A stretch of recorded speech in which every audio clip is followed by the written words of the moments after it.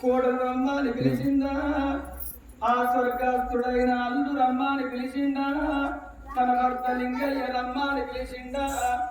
కాగంత బలగాన్ని కాట కలిసిపోయింది ఆ తల్లి లక్ష్మవ్వ. కనుకుంటోళ్ళ ఇళ్ళల్లో బంగారు గుణం బంతి పూల ఛాయే. మనవలు మనవరాన్లంటే కన్న కొడుకులు కన్న బిడ్డలు అనుకున్నది. కనుల పండుగోలు చూసుకున్న ఇయ్యాల లక్ష్మవ్వ అందరికి దూరమై కనుకుంట్లల్లో బలగముల వాసి ఆలోకం వెళ్ళిన లక్ష్మవ్వ. ఒక్క బిడ్డ తులిస గుండెపడికి అమ్మ నువ్వు వేడబోతివని 11 రోజుల బట్టి తల్లి పాట పాడతలేదా బిడ్డ?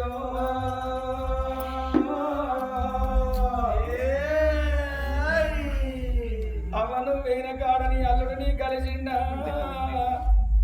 నా ఎదిగిన 2 కొడుకులు వేయిండు, నీ మనవలు నిన్ను రమ్మన్నరా అవ్వా. నీ మనవలు అమ్మ రావే అమ్మమ్మ రమ్మ అని పిలిచిండ్రా.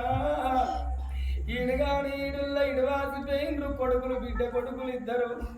కన్నోళ్ళ ముందట కడపల పుట్టినోళ్ళు పోతే కన్నోళ్ళకు కాట్లబడి రాక దుఃఖమే ఉంటనే అమ్మా.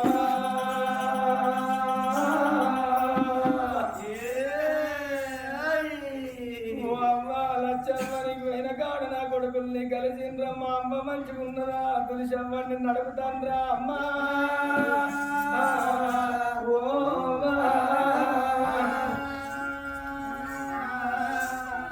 అందుకే అంటారు మరణం అనేది చెప్పి రాదు. ఏ నిమిషానికి ఏమి జరుగుతుందో ఎవరు ఊహించలేరు. ఇవాళ ఆత్మగల్ల బాబమ్మ లేదని అగో ఆత్మగల్ల మనవలు అందరు కలిసి కొడుకులు బిడ్డ కొడుకు అగో మనవలందరూ కలిసి కొండంత పండుగ తింటరాదు మా అమ్మ లక్ష్మమ్మ.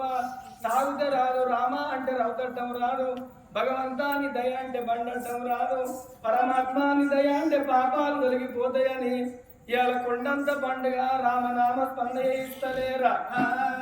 కొంతమంది అంటారు కథెందుకు రామరామని, ఎందుకంటే మనదేమో రామనామస్మరణ 10 మందిని తండ్రి మనం చెప్పించుకుంటాం.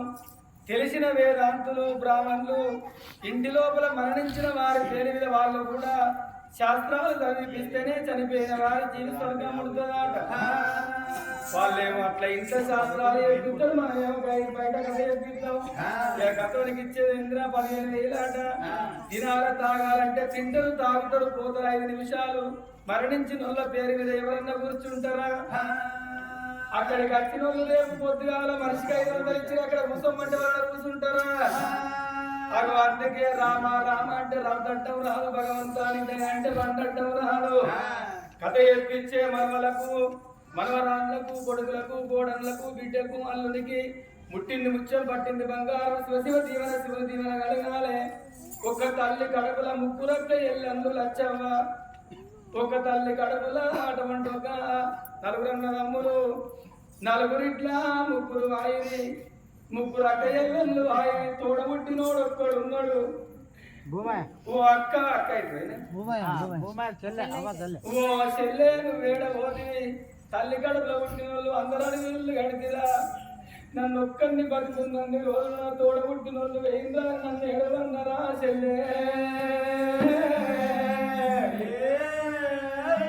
రేపు లేదు ఎల్లుండి రాకిట్ల పండుగ వస్తుంది చెల్లె. నాకు ఒక్కడున్నాడని నా దగ్గరికి వచ్చి రాకిట్ కట్టేదానివి.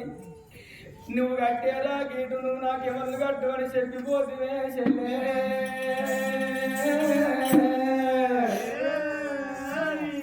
తోడబుట్టిన బంధం మీద ఏది రాదు, కన్న తల్లి ప్రేమ మీద ఏది రాదు, కన్న తండ్రి ప్రేమ మీద ఏది రాదు.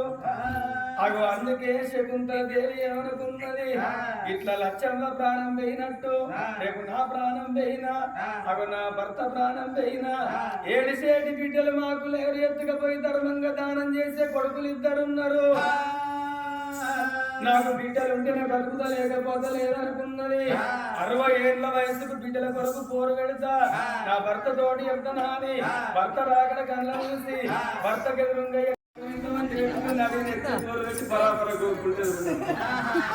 భర్త ఇంటికి వచ్చేవాళ్ళకి అట్లా కోరుకుంటా నచ్చేది ఏమనిపిస్తుంది. బయట బయట చేసిన కష్టం కంటే వేరేట్లో బాధలు ఎక్కువైతే నీ పెళ్ళాన్ని కొంటవై తిరట్ల వారయ్యా చేసిన కష్టం కంటే వేరేట్లో బాధలు ఎక్కువైతే భర్తకు మరి భర్త ఇంటికి వచ్చే వరకు భార్య ఎట్లుండాలి ఇంటికాడ ఉన్నా లేకున్నా తిన్నా తినకున్నా ఇప్పుడు ఉపాసం ఉన్నా ఎన్ని రంగులున్న మనసులను దాచుకొని భర్త ఇంటికి వచ్చే వరకు చెంబుతోటి నీళ్లు పట్టుకొచ్చి భర్త చేతి లోపల పెట్టి కొద్దిగా పసురంగు నోట్లో పెట్టుకొని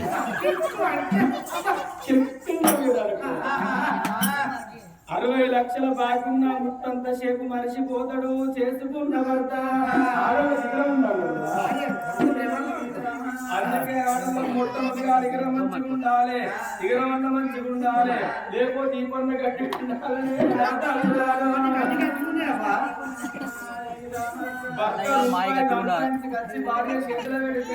రూపాయి పావు తయారు చేసిన రూపాయి రెచ్చి చేతులు పెట్టిందని ఈ వాడ కట్టలు చూసి ఓ బిడ్డలాలా మీ అవ్వల్ల అగరవాడు మీ బంగారు చేతులతోటి లాస్ట్ సారి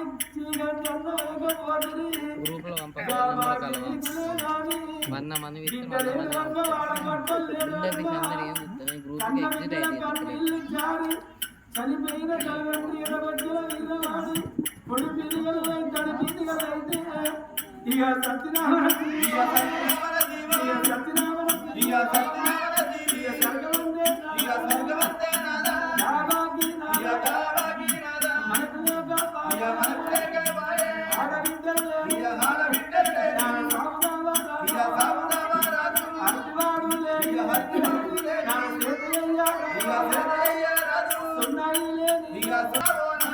మన ఇద్దరు కూడా పుల్లతోడ